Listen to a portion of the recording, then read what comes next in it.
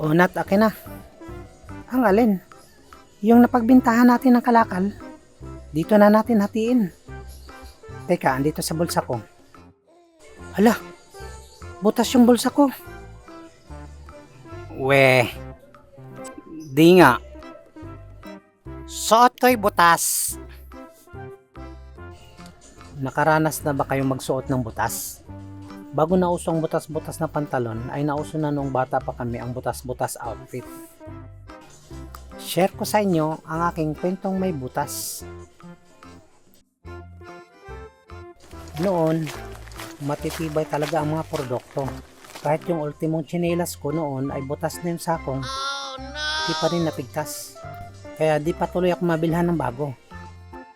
Consider as sira lang kasi ang tsinelas kung ito ay napigtas. Pero kung butas lang ay di pa kami bibilhan ng bago ng mga magulang namin. Sa laki ng butas na aking tsinelas ay gumaan ito. Pag naglaro nga kami ng tumbang preso noon, pag binato ko ang lata ng aking tsinelas ay parang nagpalipad lang ako ng eroplanong kapil sa gaan nito.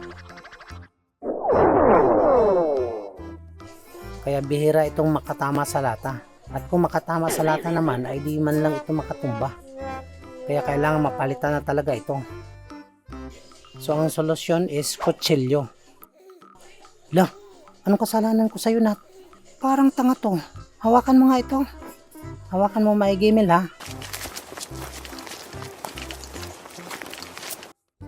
O ayan, putol na.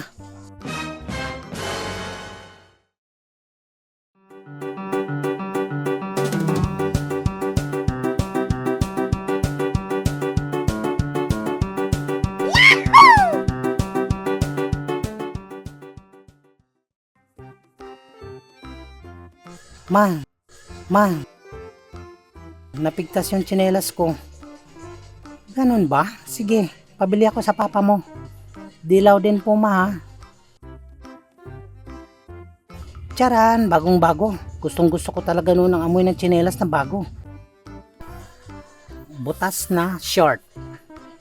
Minsan, sa sobrang paborito natin ang isang bagay, wala tayong ibang gustong suotin kundi yun at yun lang din ulit. Kaya kahit kakalaba lang ng paborito kong short noon, ay gusto ko na itong suotin agad.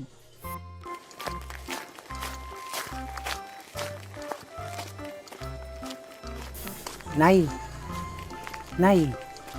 yung short ko na green. Ito, nilalabhan ko pa.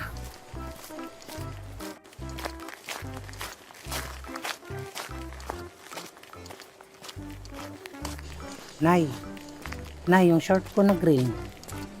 Ayun, nasa sampayan pa. Para talaga siyang nangangaway na nagsasabing kunin ko na siya.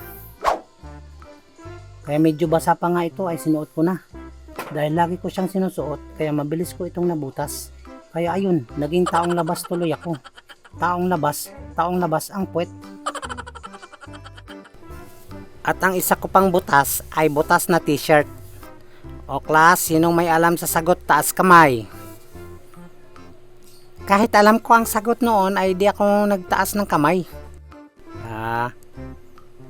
O sige, dahil ayaw nyo magsitaas ng kamay, ay sa class record lang tayo mamimili. O ito, si Jonathan. O Jonathan, tayo. O, ano ang sagot? 35 po, ma'am. O, alam mo pala ang sagot. Ayaw mo magtaas ng kamay. Kung butas ang kilikili, huwag kayong mahiya mag-hands up kung alam nyo ang sagot. Mas nakakahiya pag bobo. O, next. What is the square root of 16? Ma'am, ako ma'am. Alam ko. Ako ma'am. Hi, ma'am. Putik. Halos lahat pala kami butas ang kilikili. Uso talaga ata. Kayo, anong karanasan nyo sa mga butas na gamit nyo? Butas na gamit, ha? Hindi butas na mukha. Please like naman po at saka subscribe at saka hit po natin ang notification bell po. Salamat po.